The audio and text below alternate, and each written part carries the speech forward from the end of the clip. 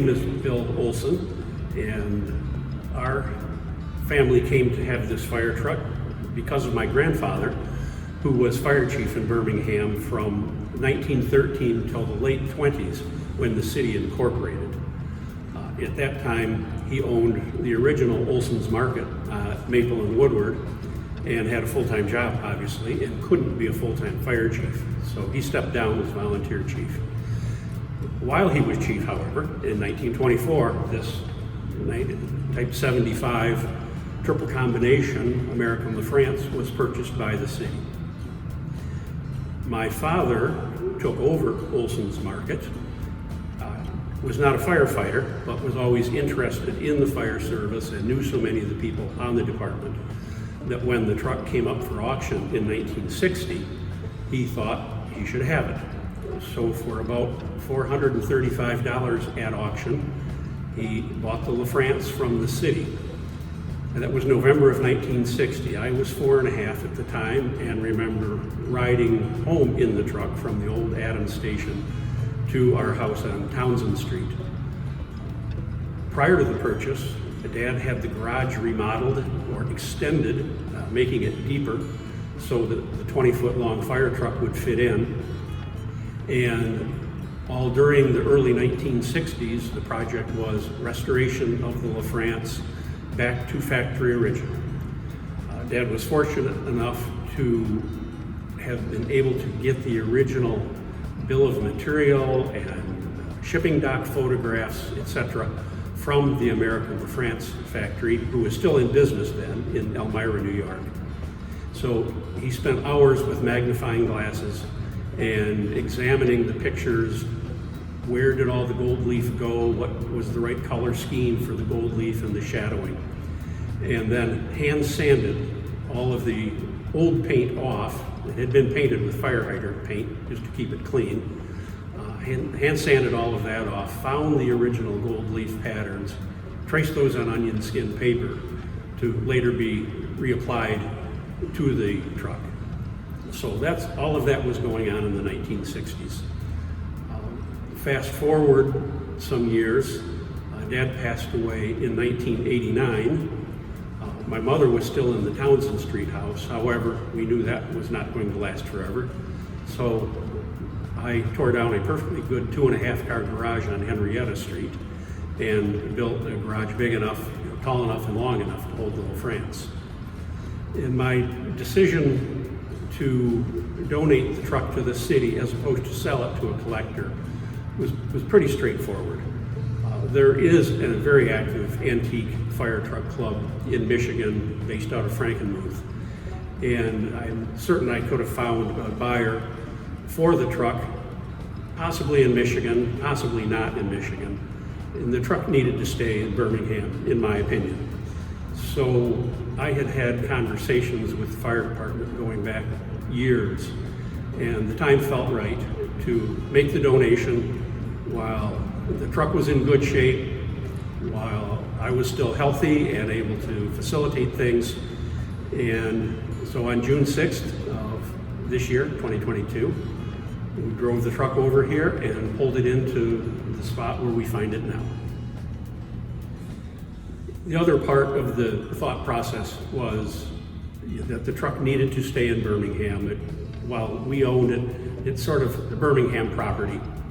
And to be here in station number 2 at Maple and Chesterfield on display in this beautiful picture window is just a very fitting tribute for the truck and the fire department and all the many firefighters through the years. The history of the Birmingham Fire Department is pretty interesting, and I think to understand the engine that was donated, it helps to know what came before that and why it was so important.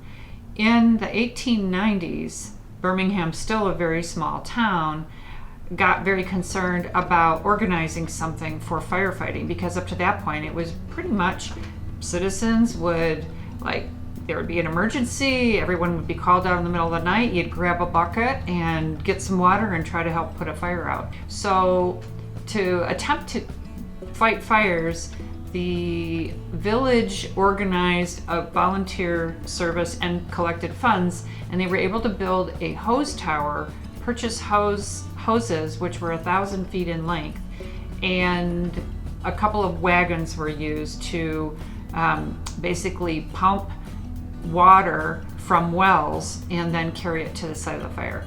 So the wells in Birmingham at that time didn't have predictable pressure, especially in the summertime. So it was always a kind of touch and go when they were trying to put out a fire. In 1913, Birmingham was a little bit bigger village, a little more things going on, and the auto industry had just started taking off in Detroit, but it was still a small, sleepy town.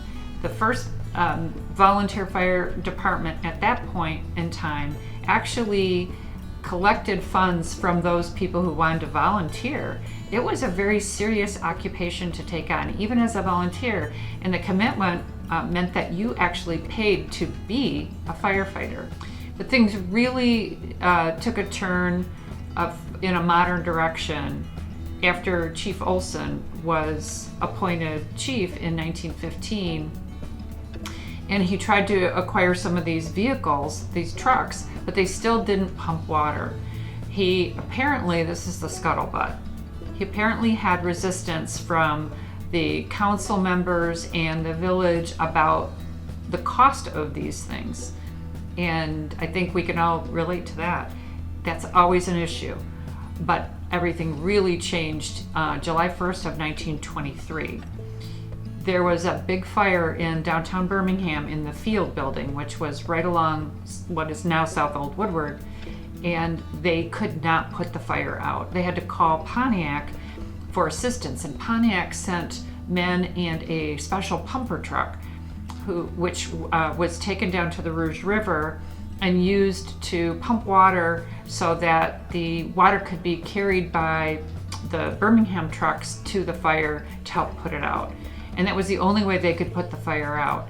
After that devastating fire, things turned in the direction of what Chief Olson was looking for, and they bought a state-of-the-art, brand new 1924 LaFrance pumper.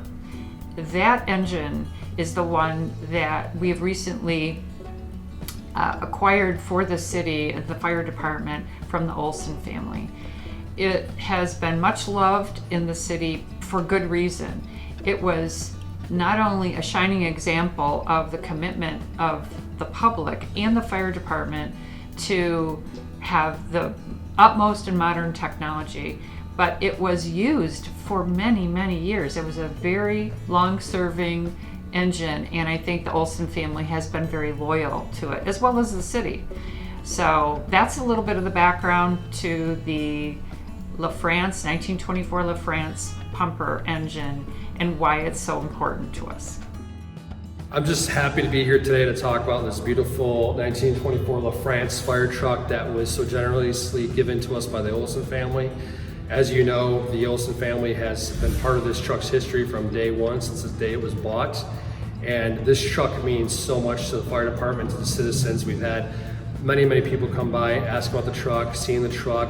They can't wait to see it in more events uptown, like our annual open house or Celebrate Birmingham parade that it's always been in.